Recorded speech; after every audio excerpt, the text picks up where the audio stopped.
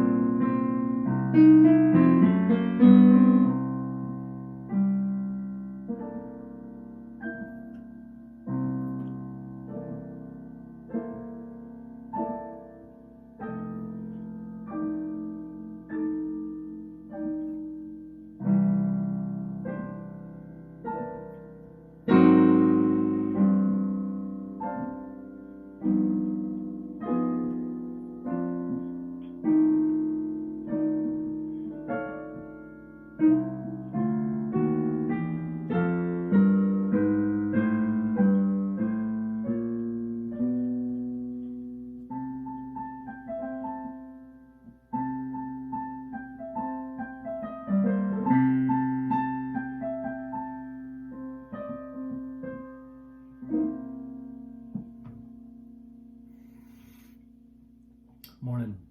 I I had something show up yesterday as it was a random moment. I was like driving in the car, but I was thinking about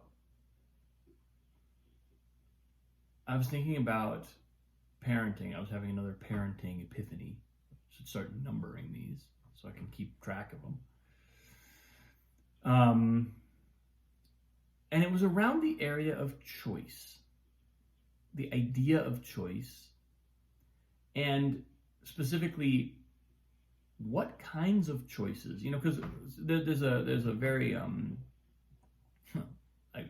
a lot of ways you might sum up parenting as the process of teaching a young being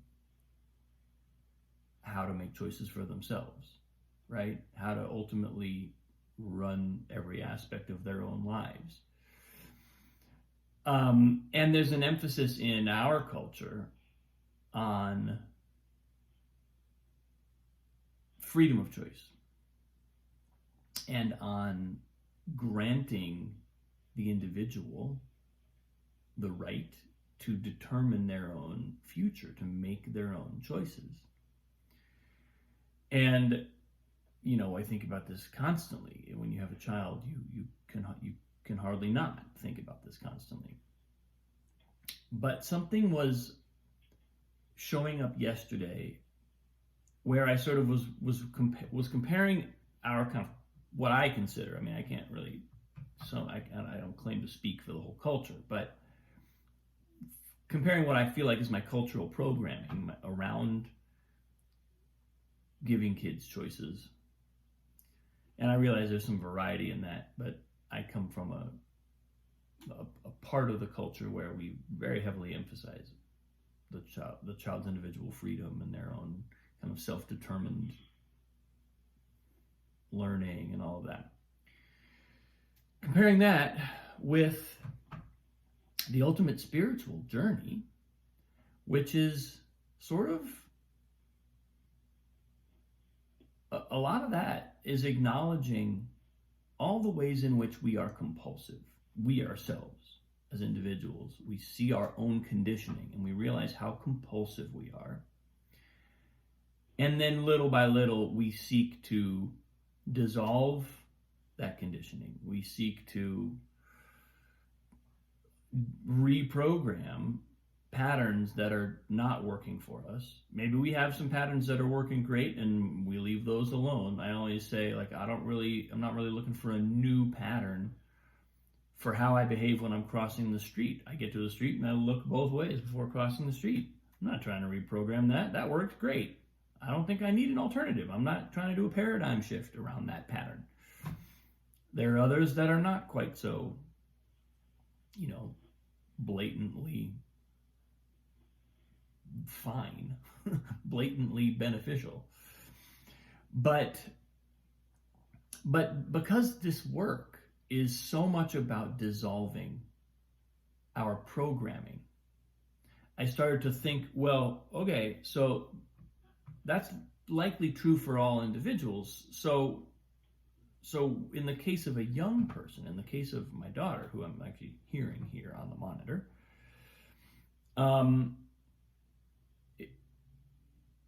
my goal at a young age maybe shouldn't be to give her a choice about everything she does, but rather to make good choices for her, put quality things in her life, and hopefully equip her with the tools to make choices about her own life when she's a little older, when she's grown up a bit and has a bit more perspective on what those choices mean. There's a whole thing that happens as you age where, it's like a cliche. You look back and you're like, man, I wish I had known what I know now. If I could do it all again. There's a country song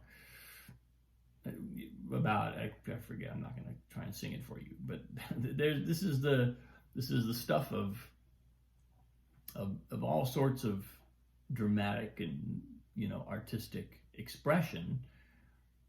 We wish we'd known what we know now earlier because we would have made different choices. Well, okay, so why is that? Well, because our perspective expanded, and we dissolved some of our compulsive choices that we used to make totally unconsciously when we were younger, and that now allows us to see. We perceive value differently, and we kind of have a different kind of access to the value of life. So as a parent, well, isn't that kind of what I have the capacity to give? Like where I am now at the highest level that I've gotten to in my own evolution, isn't that what I'm transmitting? And isn't it there? Can't I therefore be okay with the fact that I'm going to be making choices for my child. She doesn't have to select everything herself. B, trust my choices, knowing that they're not perfect. Like, this is where I often come back to a kind of, Ken Wilber was one of my absolute favorite philosophers, still is one of my absolute favorite philosophers. I had a phase where I read a lot of his work, was very influenced by the way he perceived things, and one of the things he talked about is a kind of a postmodern relativism, is what he called it, which kind of affects, it's a cultural phenomenon where, because we've recognized that all perspectives are ultimately partial. In other words, my perspective, your perspective, my wife's perspective, Annalise's perspective, anybody else in the world's perspective is ultimately only partial.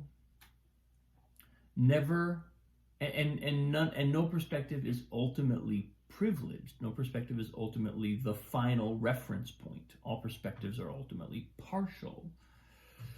Therefore,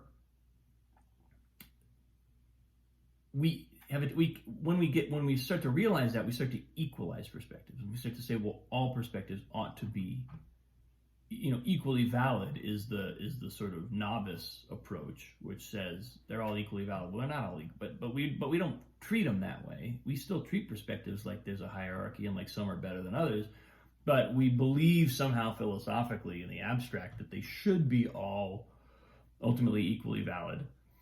But that's not really true. That's not really true. And what Ken Wilber did, which for me was sort of really reframing the world. Oh, look at this. Hey, sweet pea. We're getting a visitor. Come here, my love. Come here. I'm doing my video post. Look at that. Well, what do you know? I was just talking about you. I want you to come see my room. I can't wait to come see your room, hon. Absolutely. I'll do it. Why, have you done something to your room? What did you do to your room? Uh-oh, the plot thickens.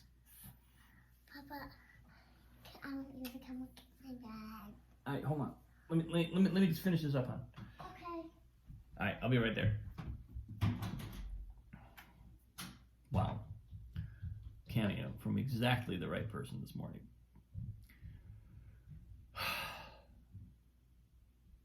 To quickly, because now I have an appointment, to quickly get to the point there. The choices that I make, I have to know that they're not perfect. I have to know that what I'm choosing for my daughter is maybe not perfect, because it can't be perfect. It can only ever be partial. And yet, I'm in this relationship. She came to us. I have to trust that.